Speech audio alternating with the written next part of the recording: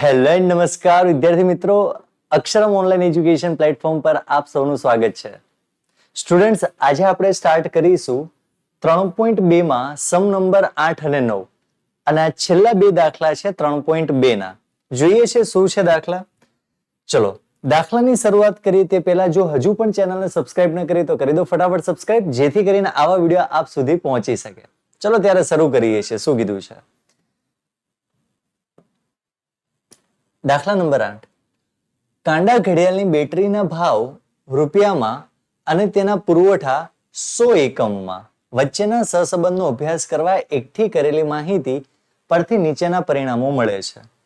તો આપેલું છે n, sigma x, sigma y, sigma x² અને સિગ્મા xy.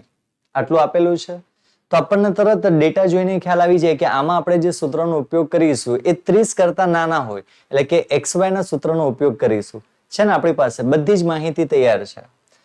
આ માહિતી પરથી y ની x પરની નિયત સંબંધ રેખા શોધો અને ભાવ યાદ રાખજો. અહીંયા કીધું છે ભાવ x, તો અહીંયા x બરાબર કેટલા છે? 16 હોય ત્યારે પુરવઠાનું અનુમાન કરો. માર્ચ 2020 માં પૂછાયેલો છે. ઓકે, ચલો તો આપણે દાખલાની શરૂઆત કરીએ તે પૂર્વે સર્વપ્રથમ પહેલું સ્ટેપ આપણે ફાઇન્ડ કરીએ છીએ x બાર અને y બાર. તો ચલો પહેલા આપણે ફરજિયાત શોધવું જ પડશે x બાર. તો સિગ્મા x અપોન n અને y બાર સિગ્મા y અપોન n. ચલો કેલ્સી લઈ લેજો સાથે અને નોટબુકમાં ગણતરી મારી સાથે કરતા જજો. સિગ્મા x કેટલા છે? 130. n કેટલા છે? 10. તો x બાર આપણને મળ્યા 13. સિગ્મા y કેટલા છે? 220. n કેટલા છે? 10. તો આપણને મળી ગયા 22. ક્લિયર? ખ્યાલ આવી ગયો? x બાર y બાર આપણે સ્ટેપ નંબર 2 ની અંદર જરૂર પડશે જ્યારે આપણે એ શોધીશું. ચલો મુખ્ય સૂત્રની શરૂઆત કરીએ તો b બરાબર n into sigma xy minus sigma x into sigma y divide by n into sigma x square minus sigma x no whole square. ચલો સૂત્ર બધાને જ આવડે છે. જોઈ જોઈને કિંમત મૂકવાની છે. n છે 6. સિગ્મા xy કેટલા છે? 34, 67. સિગ્મા x કેટલા છે? 130, 220. 130 અને સિગ્મા y છે 220. ડિવાઈડ બાય n છે 6. સિગ્મા x સ્ક્વેર કેટલા છે? 22, 28. તો આપણે અહીંયા લખીશું 22, 88 અને સિગ્મા x નો હોલ સ્ક્વેર એટલે કે 130 નો વર્ગ. નિયત સંબંધ છે એટલે y નો કોઈ ઉલ્લેખ આપણે અહીંયા કરવાનો નથી. ચલો કેલ્સી લઈ લો અને કેલ્સીમાં ગણતરી કરતા જઈએ.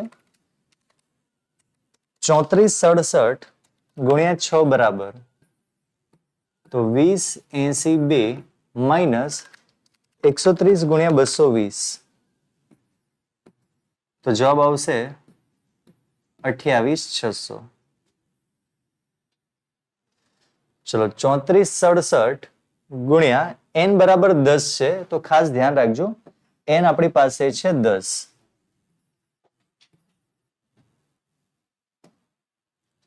n કેટલા છે આપણી પાસે? 10 છે.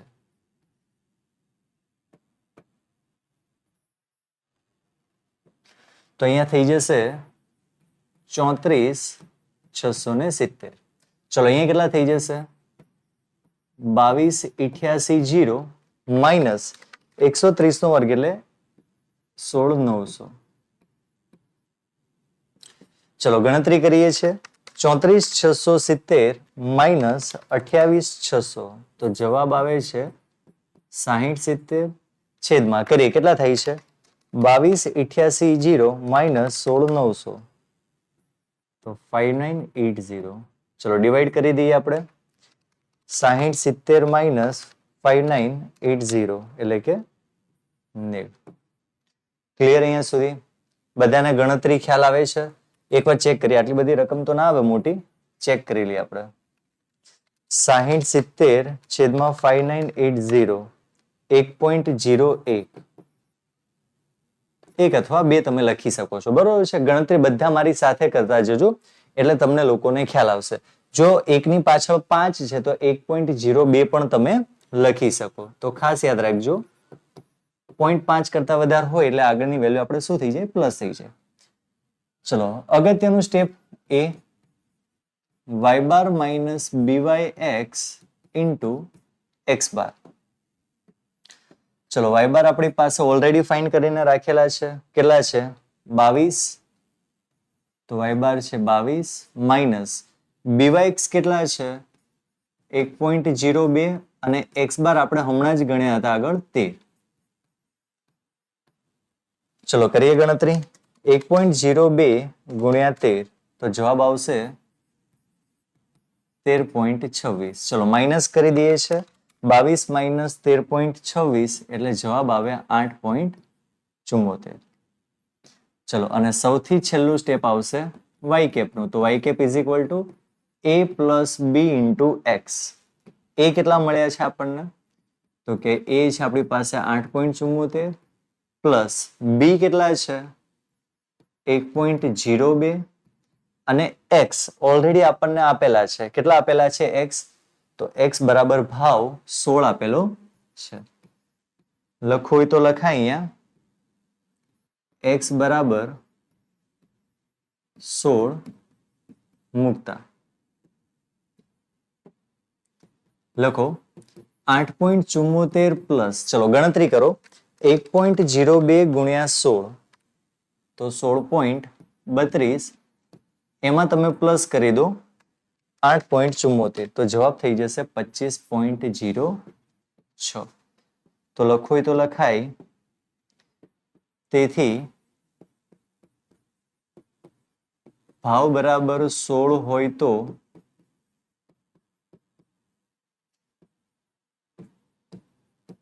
પુરવઠાનું અનુમાન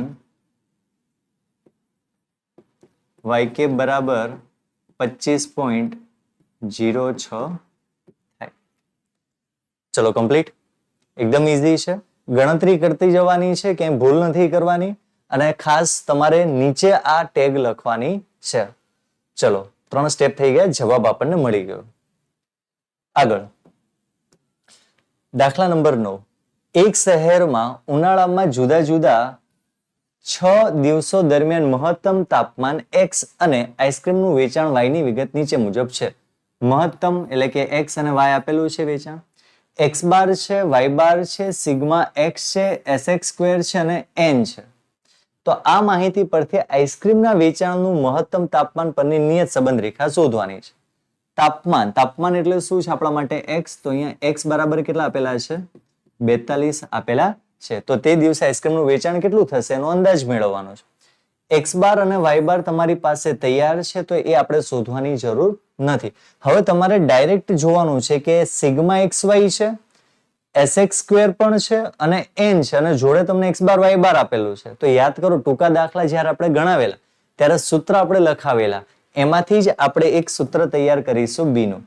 તો ચલો, આવડતું તો વેલ એન્ડ ગુડ, જો નથી ફાવતું તો અહીંયા જુઓ. Sigma xy minus n into x bar into y bar divide by n into sx square. Complete. ખાસ યાદ રાખજો, સૂત્ર તમારે યાદ કરી લેવાનું. પછી જે કિંમતો આપેલી છે એ કિંમતો આપણે મૂકતી જવાની છે. ચલો xy કેટલા છે આપણી પાસે? 306 માઇનસ n કેટલા છે? તો કે n 6, 40 1.2, 6 x બાર 40 છે, y બાર આપણી પાસે 1.2 છે, n કેટલા છે? 6 છે અને sx સ્ક્વેર કેટલા છે આપણી પાસે? તો કે 20 છે. ચલો બધાની ગણતરી કરી દઈએ આપણે. 306 માઇનસ 40 ગુણ્યા 6 ગુણ્યા 1.2 એટલે 288. ચલો છેદમાં કેટલા આવશે? 120. સર્વપ્રથમ બાદબાકી કરીએ. 306 ભાગ્યા 288. 306 માઇનસ 288 એટલે કે 18, 18 ના છેદમાં 120. તો જવાબ તમને મળશે 0.15. ચલો ખ્યાલ આવી ગયો 0.15. હવે ત્યારબાદ બાકીના બે સ્ટેપ છે તો કોમન છે આપણા માટે. પહેલું કયું છે? એનું સૂત્ર શું? y bar minus b into x બાર, અને ફાઇનલ y કેપની ફોર્મ્યુલા શું? a plus b into x. ચલો પહેલો આપણે મૂકીએ છીએ y બાર. y બાર કેટલા છે આપણી પાસે? તો કે અહીંયા મૂકેલા જ છે, જુઓ 1.2 માઇનસ b ની કિંમત કેટલી મળી છે? 0.15 ગુણ્યા x બાર ઓલરેડી છે આપણી પાસે 40. 1.2 માઇનસ ચલો કરો 0.15 ગુણ્યા 40 એટલે જવાબ મળે 6.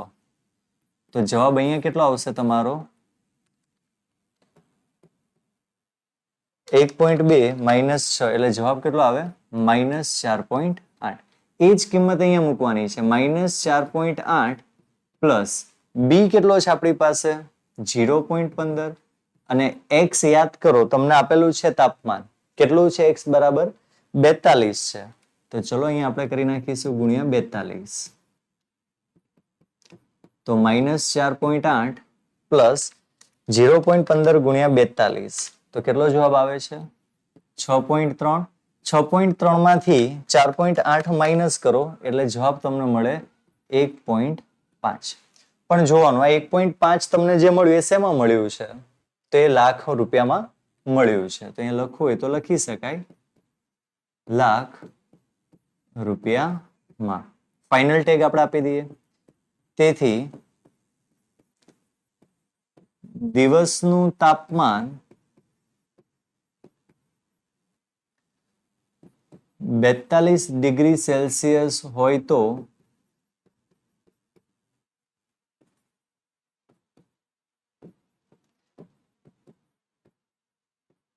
આઈસ્ક્રીમનું વેચાણનું અનુમાન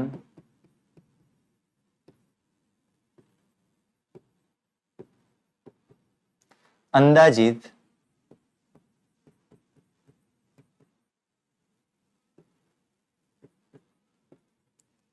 y કેપ બરાબર 1.5 લાખ રૂપિયામાં થાય. ચલો ક્લિયર છે? એકદમ ઈઝી દાખલા. વિદ્યાર્થી મિત્રો ઈઝી જ છે, પણ તમારે ખાસ એ વસ્તુ ધ્યાન રાખવાનું છે કે ટૂંકા દાખલા જ્યારે તમને માહિતી બધી જ તૈયાર આપેલી છે તો આપેલી માહિતી પરથી એક્ઝેક્ટલી કઈ ફોર્મ્યુલા આપણે એપ્લિકેબલ કરવાની છે એ માત્ર ખાલી ધ્યાન રાખવાનું છે. બાકી તો તમને બધી વસ્તુ ફાવશે જ. જેમ કે જે માહિતી આપેલી હોય એવી માહિતી પરથી આપણે સૂત્ર તૈયાર કરીને દાખલાનો જવાબ લાવીશું. તો આ સાથે આપણું 3.2 નું જે લાસ્ટ બે દાખલા હતા એની સાથે આપણે આ સેશન પૂરું કરીએ છીએ. પરંતુ હા, હજી સ્વાધ્યાય આપણે ગણવાના બાકી છે. તો મુખ્ય સ્વાધ્યાયની શરૂઆત આપણે કરીશું નેક્સ્ટ સેશનમાં. આજના સેશનની જે ખાસ ઇમ્પોર્ટન્ટ બે દાખલા કરાવે છે જરૂરથી કરી લો. મળીએ છીએ નેક્સ્ટ સેશનમાં. ત્યાં સુધી bye, have a nice day.